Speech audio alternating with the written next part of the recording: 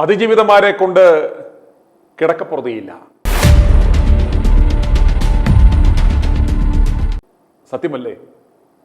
നമ്മുടെ നാട്ടിൽ ഇന്ന് മനുഷ്യർക്ക് ഈ അതിജീവിതമാരെ കൊണ്ടും കേക്കച്ചിമാരെ കൊണ്ടും ജീവിക്കാൻ പറ്റാത്ത ഒരു അവസ്ഥയായിരിക്കുകയാണ്. തിരഞ്ഞെടുപ്പ് കാലം അടുക്കാറാകുമ്പോൾ ഇപ്രകാരമുള്ള ഓരോ കലാരൂപങ്ങൾ ഇറങ്ങും. അയ്യോ എന്നെ പീഡിപ്പിച്ചേ, അയ്യോ എന്നെ വഞ്ചിച്ചേ എന്നൊക്കെ പറഞ്ഞ് ഇത് പതിറ്റാണ്ടുകളായി ഇത്തരം കഥാപാത്രങ്ങളെ നമുക്ക് കാണുവാൻ സാധിക്കും. ഈ അതിജീവിത എന്ന ആ പദത്തെ ദുരുപയോഗം ചെയ്യുന്നവർ എത്രയും വേഗം നമ്മുടെ നിയമ സംവിധാനങ്ങൾ, ബഹുമാനപ്പെട്ട കോടതികൾ ഈ അതിജീവിത എന്ന പദം അത് ദുരുപയോഗം ചെയ്യുന്നില്ല എന്ന് ഉറപ്പുവരുത്തണം. എന്തെങ്കിലും ഒരു പരാതി കൊടുക്കുന്നവരെ പരാതിക്കാരി അല്ലെ പരാതിക്കാർ എന്നേ പറയാമോ? അതെങ്ങനെ അതിജീവിതയാകും? യഥാർത്ഥത്തിൽ ഒരു അതിജീവിതയാകണമെങ്കിൽ ഒരു വിക്ടിമൈസ് ചെയ്യപ്പെട്ടവർ, അതല്ലെങ്കിൽ അത്തരത്തിലുള്ള ക്രൂര പീഡനങ്ങൾക്ക് ഇരയായി എന്ന് സംശയലേശമന്യെ തെളിയിച്ച ശേഷം മാത്രമേ അവരെ അപ്രകാരം വിശേഷിപ്പിക്കാവൂ. അല്ലെങ്കിൽ കുറ്റാരോപിതർ എന്നൊക്കെ പറയുന്നത് പോലെ ഒരു പരാതി കൊടുക്കുമ്പോൾ തന്നെ എന്തിന് അപ്രകാരം ഒരു വിശേഷണം കൊടുക്കണം? ഇപ്പോൾ ഈ കേസിന്റെ ട്രയലെല്ലാം കഴിഞ്ഞ് അവർ അപ്രകാരം ഒരു വിക്ടിം അല്ല എന്ന് തെളിഞ്ഞാൽ അത് പിന്നെ തിരിച്ചെടുക്കാൻ പറ്റുമോ? ഈ പരാതിക്കാരി ഒരു വ്യാജ പരാതിക്കാരിയാണെങ്കിൽ, ഇവർ ഏതെങ്കിലും ഒരു തേൻകണിക്കാരിയാണെന്ന് പിന്നീട് കോടതി കണ്ടെത്തുകയാണെങ്കിൽ ഇവർ ആരുടെയൊക്കെ പേരിൽ കള്ളപ്പരാതി കൊടുത്തിട്ടുണ്ടോ ആ വിഷയത്തിലൊക്കെ കോടതി എന്ത് ചെയ്യും? ഒന്നും ചെയ്യാൻ സാധിക്കത്തില്ല. അതുകൊണ്ട് ബഹുമാനപ്പെട്ട കോടതിയും ഇവിടുത്തെ നിയമ സംവിധാനങ്ങളും പരാതിക്കാരി ഒരു കേസ് സംശയമില്ലാതെ തെളിയിക്കുന്നത് വരെ പരാതിക്കാരി അല്ലെങ്കിൽ പെറ്റീഷണർ എന്ന പദം മാത്രമേ ഉപയോഗിക്കാൻ പാടുള്ളൂ എന്ന് നിഷ്കർഷിക്കണം. അതല്ലെങ്കിൽ ഇതിന്റെ മറവിൽ കച്ചവടവുമായി ഇറങ്ങുന്ന പല കഥാപാത്രങ്ങളും അത് മുതലെടുക്കും. ഇവിടെയുള്ള പോലീസ് സംവിധാനങ്ങളെയും നീതിപീഠത്തെയും ഒക്കെ നോക്കുകുത്തികളാക്കിക്കൊണ്ട് അവർ കച്ചവടം നടത്തും. ഇതിനിരയാകുന്നത് ഇവിടുത്തെ പാവപ്പെട്ട പുരുഷന്മാരാണെന്ന് മനസ്സിലാക്കണം. അതിജീവിത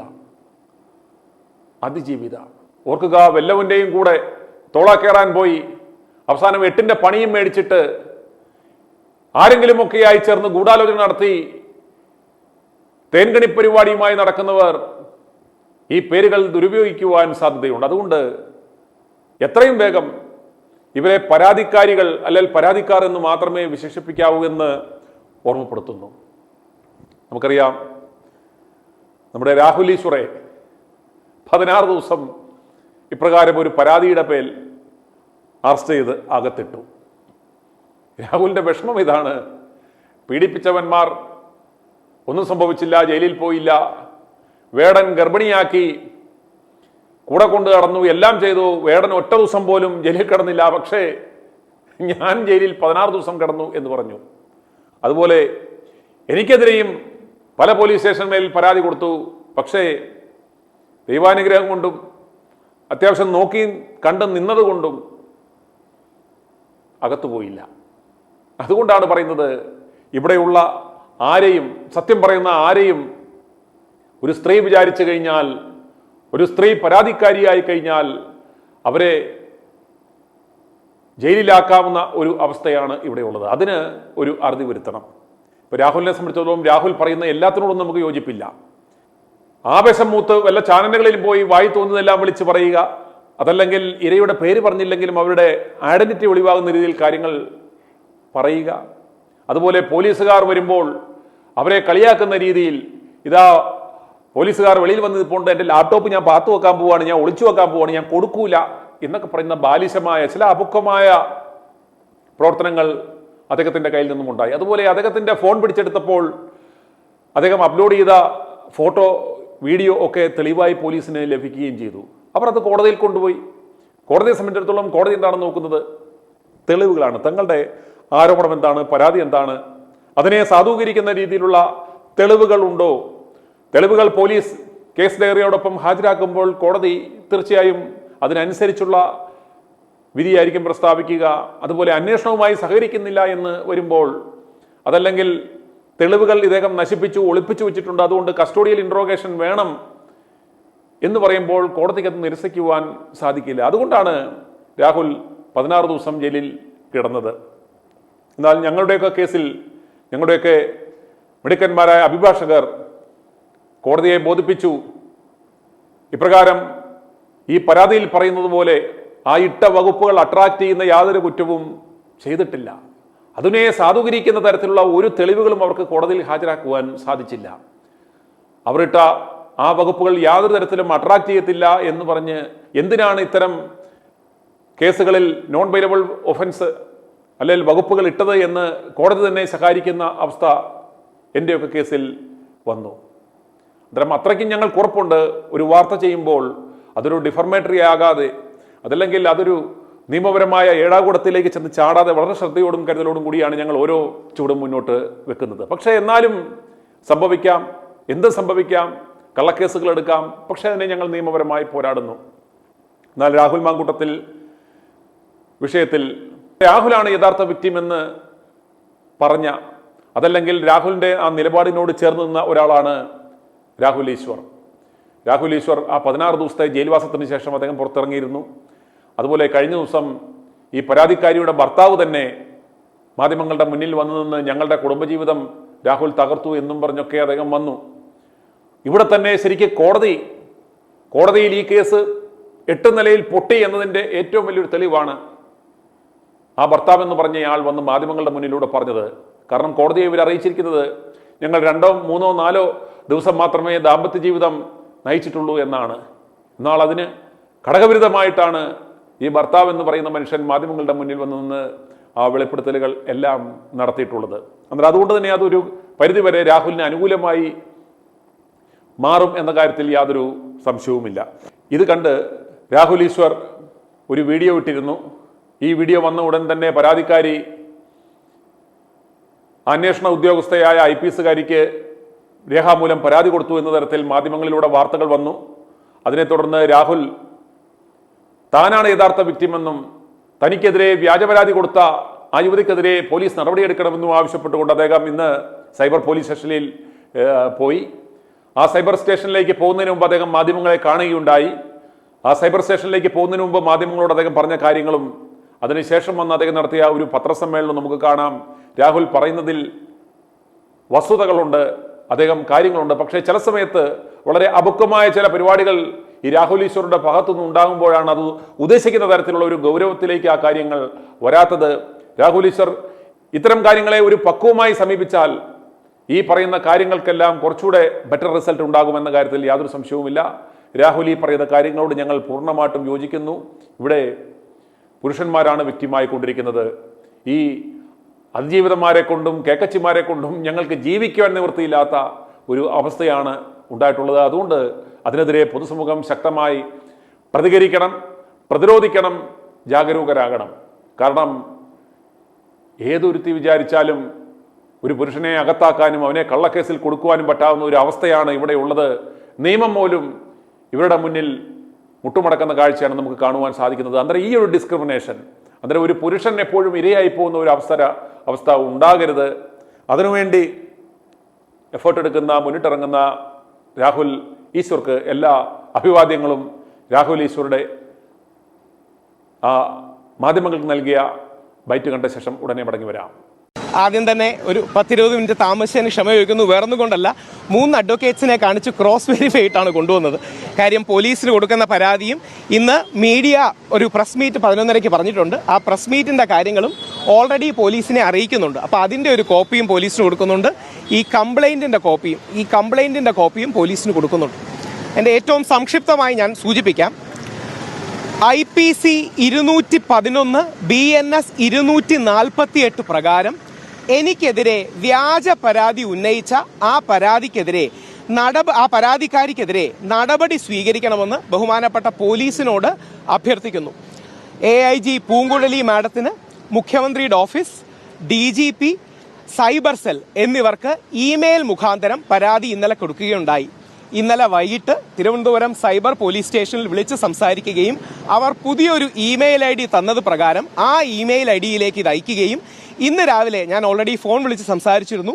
ബഹുമാനപ്പെട്ട സൈബർ പോലീസ് സ്റ്റേഷനിലെ ഉദ്യോഗസ്ഥർ സമക്ഷം പരാതി നേരിട്ട് തരികയും അതിൻ്റെ രസീത് എനിക്ക് തരണമെന്ന് ആവശ്യപ്പെടുകയും ചെയ്തു. അങ്ങനെ ഞാൻ അഡ്വക്കേറ്റ്സിനോടും മറ്റും സംസാരിച്ചിട്ടാണ് ഈ പരാതി കൊടുക്കുന്നത്.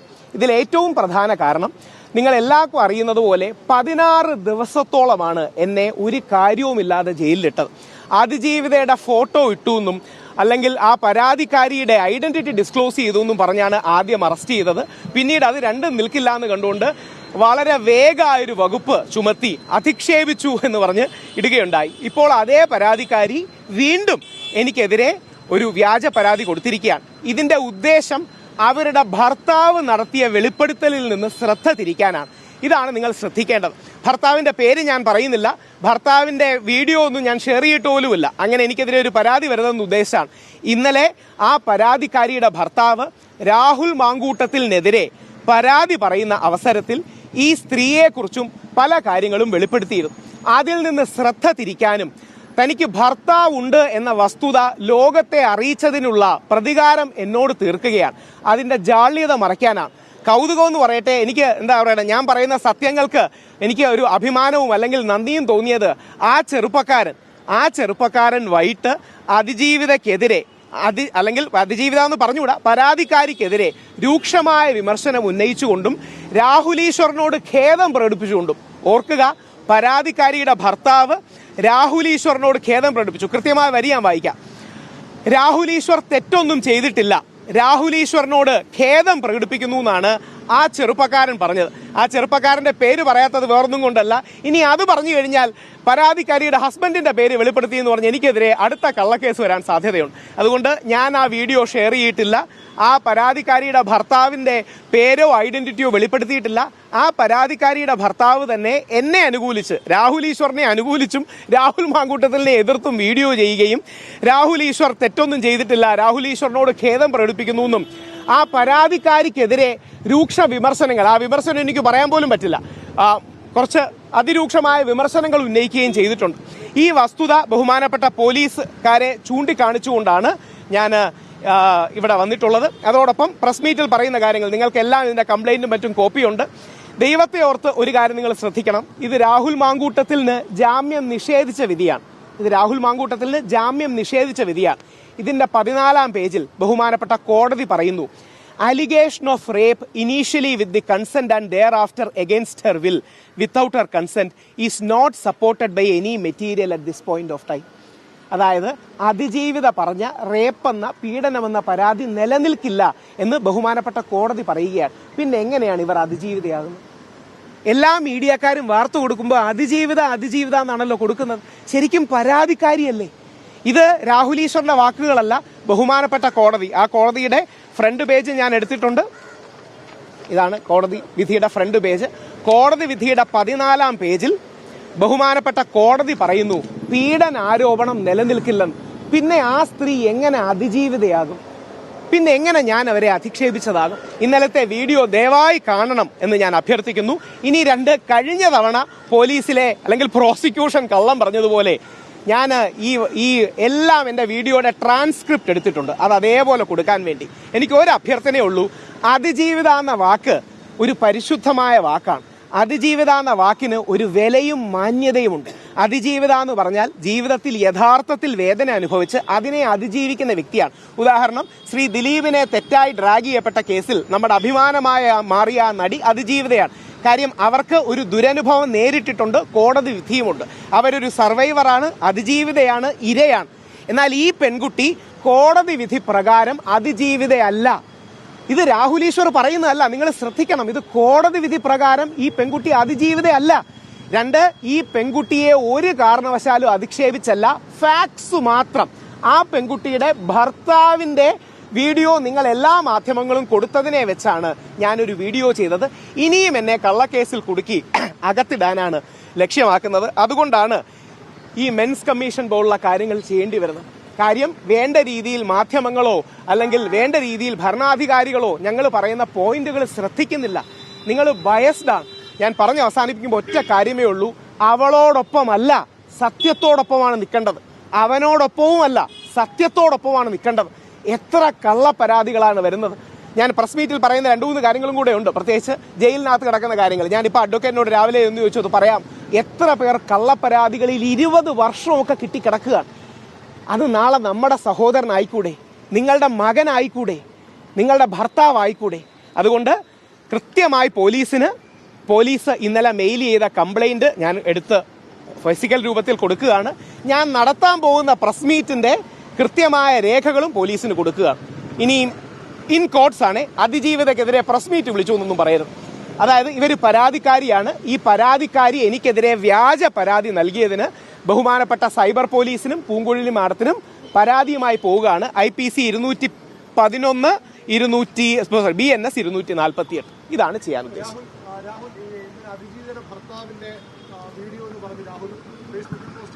ഞാൻ ചെയ്തില്ല. ഞാൻ ഇനി അടുത്തത് ഞാനത് ചെയ്തില്ല. അയാളാണ് ചെയ്തത്. ഞാനത് ലൈക്ക് പോലും ചെയ്തില്ല.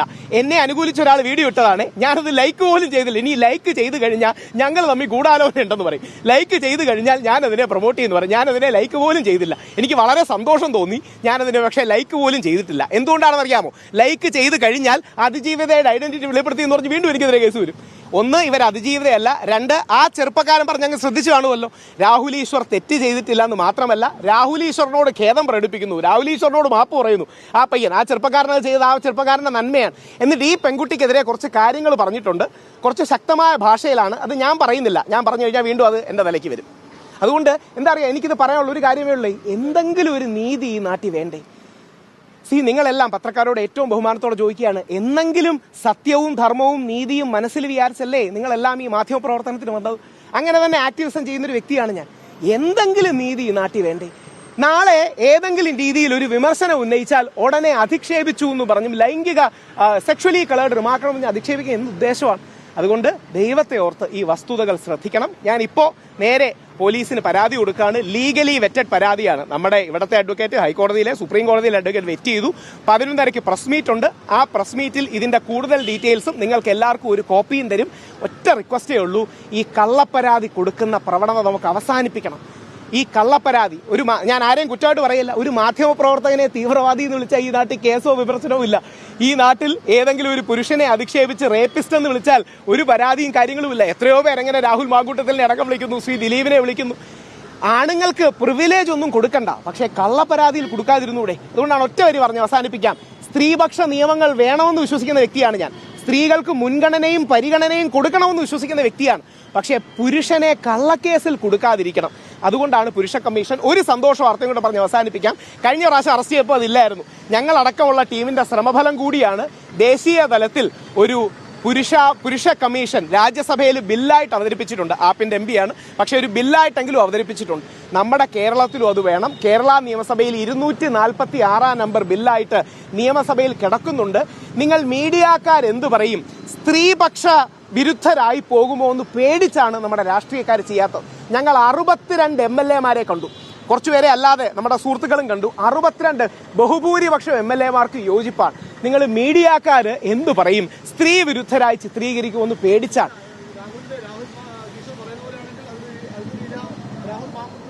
അയ്യോ, രാഹുൽ മാങ്കൂട്ടത്തിൽ മാത്രമല്ല, അതിന്റെ ആദ്യത്തെ ഇര എൽദോസ് കുന്നപ്പള്ളിയായിരുന്നു. എൽദോസ് കുന്നപ്പള്ളി, അയ്യോ തീർച്ചയായും എൽദോസ് കുന്നപ്പള്ളിയാണ് സ്വകാര്യ ബില്ലായി കൊണ്ടുവന്നത്. ഇനി ഒരു കൗതുകം കൂടി നിങ്ങൾ അറിഞ്ഞിരിക്കാനാണ്, ഈ ബില്ലിനെ എതിർത്ത ആൾ ആദ്യം, ഇന്നല്ല കേട്ടോ, രാഹുൽ മാങ്കൂട്ടത്തിലാണ്. ഇത് വേറെ ആരുമല്ല, രാഹുൽ മാങ്കൂട്ടത്തിൽ തന്നെ എന്നോട് പറഞ്ഞത്.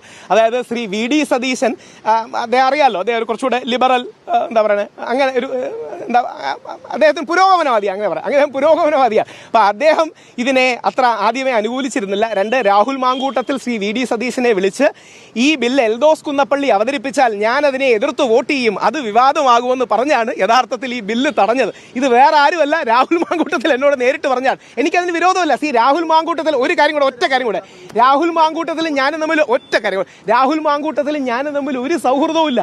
ഞങ്ങൾക്ക് തമ്മിൽ വേറെ ഒരു ബന്ധവുമില്ല. പക്ഷേ പ്രശ്നമെന്ന് പറഞ്ഞാൽ ഈ അനാവശ്യമായി അയാളെയും അല്ല ആരെയും വേട്ടയാടരുത്. അരുൺജി ചോദിച്ച ചോദ്യം ഞാൻ മിസ് ചെയ്തു, ക്ഷമിക്കണം. ഇല്ല, പ്രൈവറ്റ് ബില്ല് ഇല്ല, രാജ്യസഭയിലും പ്രൈവറ്റ് ബില്ലായിട്ട് അവതരിപ്പിച്ചത് പ്രൈവറ്റ് ബില്ല അല്ല, വോട്ടിംഗ് വേണ്ട, പക്ഷേ അതിനെ എതിർത്ത് പരസ്യമായി എതിർക്കുമെന്ന്. ഇപ്പം പ്രൈവറ്റ് ബില്ലായിട്ടല്ലേ Shashi Tharoor sir marital rape bill അവതരിപ്പിച്ചത്? എന്തൊരു ഗതികേടാണ് നിങ്ങൾ ആലോചിച്ച് നോക്കണം. ഇപ്പം നമ്മുടെ സമൂഹം ചർച്ച ചെയ്തില്ല. ഒരു ഭാര്യ 10 വർഷം മുമ്പ് ഭർത്താവിനെ റേപ്പ് ചെയ്തു എന്ന് പറഞ്ഞാൽ നമുക്ക് 7 or 10 വർഷം ജയിൽ കിട്ടും. നിങ്ങൾ അതിന്റെ സീരിയസ്നെസ് മനസ്സിലാക്കുന്നുണ്ടോ? കോടതിയിൽ പോയിട്ടുണ്ടെങ്കിൽ അറിയാം, കോടതിയിൽ വൈഫിന്റെ അഡ്വക്കേറ്റ് പറഞ്ഞു കൊടുക്കും ഒരു 15 വർഷം മുമ്പ് റേപ്പ് ചെയ്തു എന്ന് പറയാൻ. 15 വർഷം മുമ്പ് ഭാര്യയെ പീഡിപ്പിച്ചു എന്ന് പറഞ്ഞ് ഭർത്താവിനെ 10 വർഷം ജയിലിൽ അടയ്ക്കുന്ന ദുരവസ്ഥയിലേക്കാണ് നമ്മൾ പോകുന്നത്. അതും പ്രൈവറ്റ് ബില്ലാണ്. നമ്മളല്ല, രാജ്യസഭയിൽ ഡോക്ടർ അശോക് കുമാർ മിത്തൽ ഒരു പ്രൈവറ്റ് ബില്ലായിട്ട് പുരുഷ കമ്മീഷൻ ബിൽ അവതരിപ്പിച്ചിട്ടുണ്ട്. ആദ്യം ഈ രാജ്യത്ത്, ഇന്ത്യ മഹാരാജ്യത്ത് ആദ്യം കൊണ്ടുവന്ന നമ്മൾ കേരളത്തിലാണ്. പക്ഷേ മീഡിയക്കാരെ പേടിച്ചാണ്. ഞാൻ യുവജന കമ്മീഷന്റെ സ്റ്റേറ്റ് കോർഡിനേറ്റർ ആയിരുന്നു. ഇപ്പം കമ്മീഷനുകൾക്ക് അതിൻ്റെതായ പവർ ഉണ്ട്. വനിതാ കമ്മീഷൻ, യുവജന കമ്മീഷൻ. ഞാൻ അതിന്റെ സ്റ്റേറ്റ് കോർഡിനേറ്ററായിട്ട് 1.5-2 വർഷം പ്രവർത്തിച്ചതാണ് ഉമ്മൻചാണ്ടി സർക്കാർ എന്ന കാലത്ത്. അപ്പോൾ ഒരു പുരുഷ കമ്മീഷൻ ബില്ല് വേണം. ഇല്ലെങ്കിൽ നാളെ നിങ്ങൾ മീഡിയക്കാർക്കടക്കം ഏതെങ്കിലും സ്ത്രീ കൊണ്ട് സൈബർ അധിക്ഷേപം എന്നൊക്കെ പറഞ്ഞ് വേഗമായി ഒരു വകുപ്പ് കൊടുത്താൽ നിങ്ങളും അറസ്റ്റ്, നിങ്ങൾ ബെയില്, ഈ രീതിയിൽ പോകേണ്ടി വരും.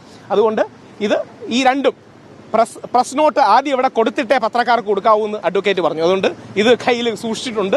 ഈ ബില്ലുണ്ട്, അകത്ത് കയറി കൊടുക്കുകയാണ്. നിങ്ങൾ പിന്തുണയ്ക്കണം. ഇത് നമ്മുടെ മക്കൾ, സഹോദരങ്ങൾ നമുക്ക് വേണ്ടിയാണ്. നമ്മുടെ മകൻ ജയിലിൽ നിന്ന് ഒരു വ്യാജ പരാതി അകലത്തിൽ മാത്രമാണ് എന്ന തിരിച്ചറിവ് നമുക്കുണ്ടാകും. Thank you. 11:30 പ്രസ് മീറ്റിൽ കാണാം. കുറച്ചുകൂടെ ഡീറ്റെയിൽസ് ഉണ്ട് ഇതിനകത്ത് പറഞ്ഞിട്ടുണ്ട്. ഇത് കഴിഞ്ഞ് പ്രസ് ക്ലബിലേക്ക് പോവാം. Thank you. ഇത് തന്നെ ആലോചിച്ച് നോക്കുക. എന്നെ 16 ദിവസം ജയിലിലിട്ടതിന് എന്തെങ്കിലും ന്യായമുണ്ടോ? ഒരു ന്യായവും ഇല്ല. ഞാൻ ഫോട്ടോ ഷെയർ ചെയ്തു പോലീസുകാരെ. പക്ഷെ ഇത്രയും അത്യാവശ്യം നന്നായി സംസാരിക്കുന്ന ആൾക്കാരാണ് ഞാനും മുകേഷും ഒക്കെ. പക്ഷെ പോലീസ് ചോദിച്ച ഒരു ചോദ്യത്തിന് മുമ്പിൽ കഴിഞ്ഞ തവണ ഞാൻ അടി പതറിപ്പോയി. അത് സത്യമാണ്.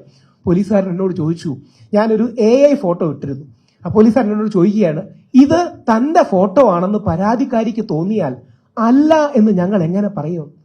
ഞാൻ പറഞ്ഞു, സാറേ അതെന്താ അങ്ങനെ ഉദ്ദേശം? അല്ല, ഇത് എന്റെ ഫോട്ടോ ആണെന്ന് ആ പരാതിക്കാരിക്ക് തോന്നുകയാണ്, അല്ല എന്ന് ഞങ്ങൾ എങ്ങനെ പറയും? അതുകൊണ്ട് നിങ്ങളുടെ ലാപ്ടോപ്പും മൊബൈൽ ഫോണും വേണം. അത് FSLന്റെ റിപ്പോർട്ട് വരണം. എന്റെ ഓഫീസ് ലാപ്ടോപ്പാണ് കൊണ്ടുപോയത്, എന്റെ മൊബൈൽ ഫോണാണ് കൊണ്ടുപോയത്. ഞാൻ വീണ്ടും 1.5 ലക്ഷം രൂപ മുടക്കി വേറെ ലാപ്ടോപ്പും മൊബൈൽ ഫോണും ഒക്കെ മേടിച്ചു. ഇനി അത് ഒരു 3, 4, 5, 6 മാസം കഴിഞ്ഞ് കിട്ടുകയായിരിക്കും. അപ്പോ പ്രൊസീജിയർ വഴി മെനക്കെടുത്തുക. ഇതാവരുത് നമ്മുടെ നിയമം. അതായത് ഏതെങ്കിലും രീതിയിലുള്ള ചട്ടങ്ങളും നടപടികളും വഴി പ്രൊസീജിയർ ഉപയോഗിച്ച് ഒരു വ്യക്തിയെ ഹരാസ് ചെയ്യുക, മെനക്കെടുത്തുക എന്നുള്ള സ്ട്രാറ്റജിയിലേക്ക് പോകരുത് എന്നുള്ളതാണ്. പെട്ടെന്ന് ഞാൻ ഇതിൽ 2-3 പോയിന്റുകൾ വായിച്ച് നിങ്ങളുടെ ഇതിലേക്ക് വരാം. രാഹുൽ മാങ്കൂട്ടത്തിലിന്റെ കേസിലെ പരാതിക്കാരി, ദൈവത്തെ ഓർത്ത് പരാതിക്കാരി, ഇരയല്ല, അതിജീവിതയല്ല, പരാതിക്കാരി മാത്രമാണ്. രാഹുൽ ഈശ്വർ പറയുന്നതല്ല, കോടതിയുടെ വിധിയാണ്.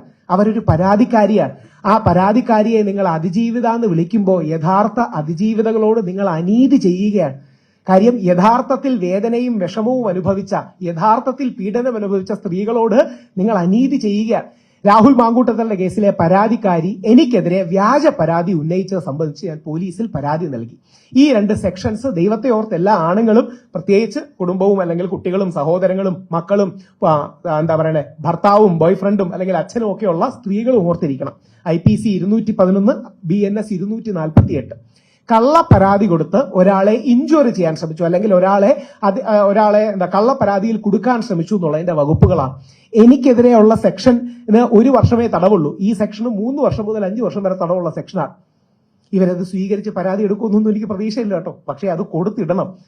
ഇത് പോലീസുകാര് ഇതിനെതിരെ നടപടി എടുക്കുമെന്നുള്ള വലിയ പ്രതീക്ഷയൊന്നും അല്ല. അത് പോലീസുകാരുടെയും കുറ്റമല്ല, നമ്മുടെ സിസ്റ്റത്തിന്റെ പ്രശ്നമാണ്. ആ 211 BNS 248 പ്രകാരം ഞാൻ പരാതി കൊടുത്തു. പരാതിക്കാരിയുടെ, ഇതാണല്ലേ പോയിന്റ്, പരാതിക്കാരിയുടെ ഭർത്താവിന്റെ വെളിപ്പെടുത്തലിൽ പ്രകോപിതയായിട്ടാണ് എനിക്കെതിരെ പരാതി നൽകിയത്. രാഹുൽ ഈശ്വർ തെറ്റൊന്നും ചെയ്തിട്ടില്ല. രാഹുൽ ഈശ്വറിനോട് ഖേദം പ്രകടിപ്പിക്കുന്നുവെന്ന് ഭർത്താവിന്റെ വീഡിയോ വന്നിട്ടുള്ള വസ്തുതയും ചൂണ്ടിക്കാട്ടും. ഡിസംബർ 4, 2025 രാഹുൽ മാങ്കൂട്ടത്തിന് ജാമ്യം നിഷേധിച്ച വിധി പ്രകാരം പരാതിക്കാരി അതിജീവിതയല്ല. ഈ അവസരത്തിൽ പീഡനാരോപണം നിലനിൽക്കില്ല എന്ന് 14-ാം പേജിൽ കോടതി തന്നെ ചൂണ്ടിക്കാട്ടിയിട്ടുണ്ട്. നിർബന്ധിത ഗർഭചിത്രം മാത്രമേ നിലനിൽക്കൂ. അതിന് ഈ അതിജീവിത എന്ന് പറയുന്ന ഐഡന്റിറ്റി ഡിസ്ക്ലോസ് ചെയ്യുന്ന വകുപ്പിന്റെ പ്രൊട്ടക്ഷനും ഇല്ല. അതായത് ആരുടെ പേരാണ് നമ്മൾക്ക് പറഞ്ഞുകൂടാത്തത്, ആരെയാണ് അതിജീവിത എന്നോ വിക്ടിമെന്നോ ഇരയെന്നോ വിളിക്കുന്നത്.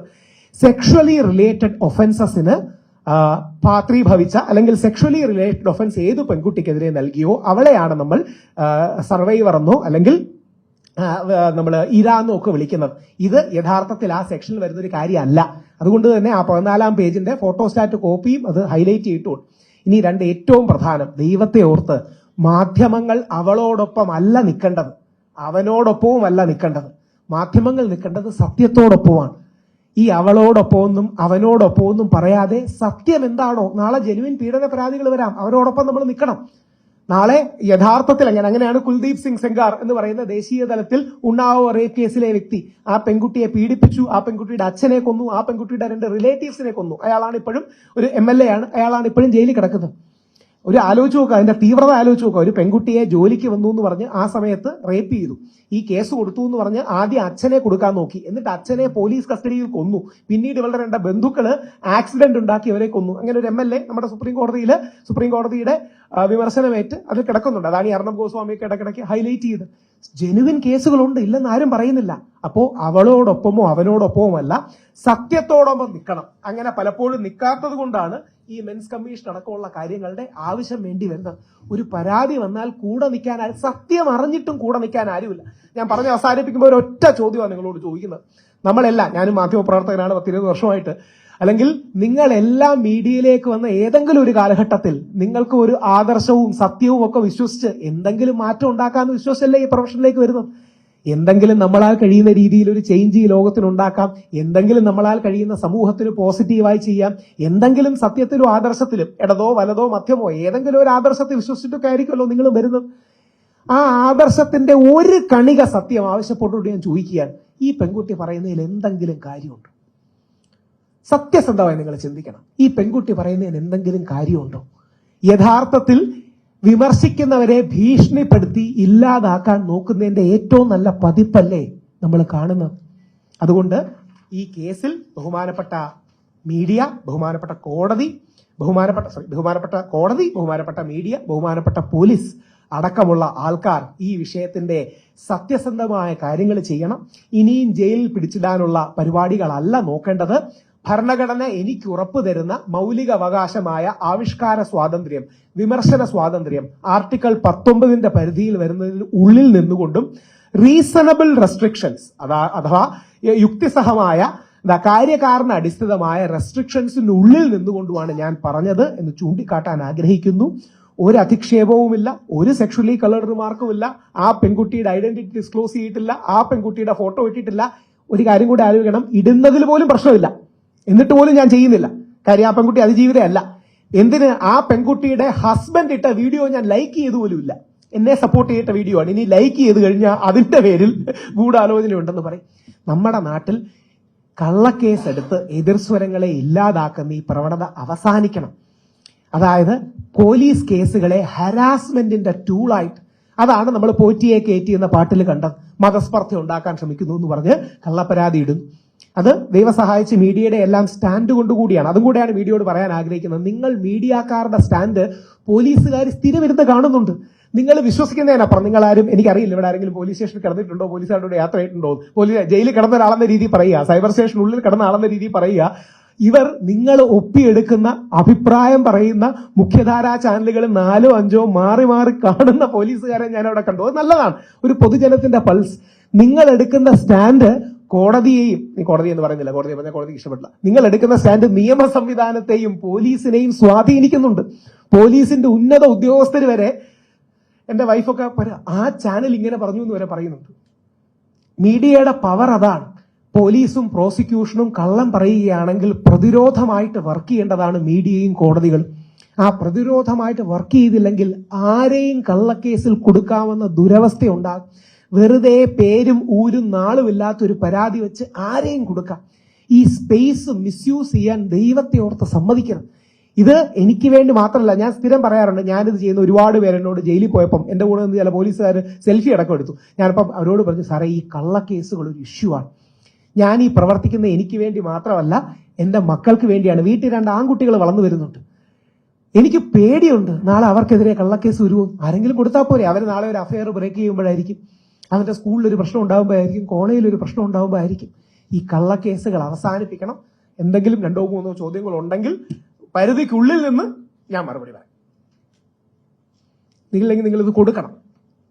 മാത്രമല്ല, ഞാൻ പറഞ്ഞു നിൽക്കുമ്പോഴേ നിങ്ങളുടെ മനസാക്ഷിയോടാണ് ഞാൻ അപ്പീൽ ചെയ്യുന്നത്. നിങ്ങളുടെ മനസാക്ഷിയിൽ തൊട്ട്, ഹൃദയത്തിൽ തൊട്ട് ചോദിക്കുക, ഈ നാട്ടിൽ നീതിയും സത്യവും നടക്കട്ടെ? ഇല്ലെങ്കിൽ നമ്മൾ എല്ലാവരും റിസ്കിലല്ലേ? നമ്മൾ എല്ലാവരും അപകടത്തിലല്ലേ?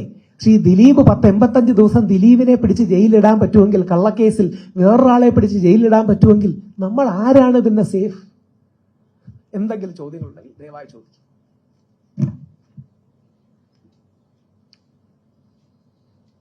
നിങ്ങൾ തീർച്ചയായും ചോദിക്കണം. ഏതെങ്കിലും പറഞ്ഞതിന് എതിരഭിപ്രായം ഉണ്ടോ അനുകൂല അഭിപ്രായം ഉണ്ടെങ്കിലും ചോദിക്കണം. പിന്നെ ദയവായി ഒന്ന് വിളിച്ച് അന്വേഷിക്കണം ആ പരാതി വന്നു. മീഡിയയിൽ കണ്ടിട്ടാണ് ഞാനിപ്പോ ഹൈക്കോടതിയിൽ ഞാൻ ഓൾറെഡി മൂവ് ചെയ്തു. ഹൈക്കോടതിയിൽ ഇപ്പൊ നമ്മൾ സംസാരിക്കുമ്പോൾ ഹൈക്കോടതിയിൽ മുൻകൂർ ജാമ്യത്തിന് മൂവ് ഉണ്ട്. കാര്യം കഴിഞ്ഞ പ്രാവശ്യം നോട്ടീസ് തരാതെ അറസ്റ്റ് ചെയ്തു. എന്നിട്ട് നോട്ടീസ് കൊടുത്തു എന്ന് കോടതി കള്ളം പറഞ്ഞു. നമ്മൾ കോടതികളിൽ കള്ളം പറഞ്ഞു തുടങ്ങിയാൽ പിന്നെ എന്താ അവസ്ഥ ഒന്ന് ആലോചിച്ച് നോക്കുക. കോടതികളിൽ കള്ളം പറഞ്ഞു തുടങ്ങി. എനിക്ക് അന്ന് പറയാൻ പറ്റില്ല, പക്ഷെ ഇന്ന് പറയാം. എനിക്ക് വീണ്ടും ജാമ്യം നിഷേധിക്കാനായി കോടതിയിൽ കയറിയെന്ന് പ്രോസിക്യൂട്ടർ പറയുകയാണ് പോലീസ് റിപ്പോർട്ട് വന്നിട്ടില്ല. എന്റെ ഫ്രണ്ടിൽ വെച്ചാണ് പോലീസുകാരപ്പോൾ അയാളെ വിളിച്ചത്. അതായത് എന്റെ ഫ്രണ്ടിൽ വെച്ച് പോലീസുകാർ വീണ്ടും ഇത് അറിഞ്ഞപ്പോൾ അയാളെ വിളിച്ചു. ഞങ്ങൾ രാവിലെ റിപ്പോർട്ട് കൊണ്ട് തന്നല്ലോ. അതായത് ബേസിക്കലി ഞാൻ 2-3 ദിവസം കൂടെ ജയിലിൽ കിടക്കട്ടെ, ഇതാണ് ഉദ്ദേശം. അനീതിയല്ലേ? നമ്മുടെ ശത്രുക്കൾക്ക് നമ്മൾ അങ്ങനെ ചെയ്യാമോ? i2i News, an eye for truth. i2i News subscribe ചെയ്തിട്ടില്ലാത്തവർ ഇപ്പോൾ തന്നെ സബ്സ്ക്രൈബ് ചെയ്യുക. നോട്ടിഫിക്കേഷൻ ലഭിക്കുവാൻ ബെൽ ബട്ടണും അമർത്തുക.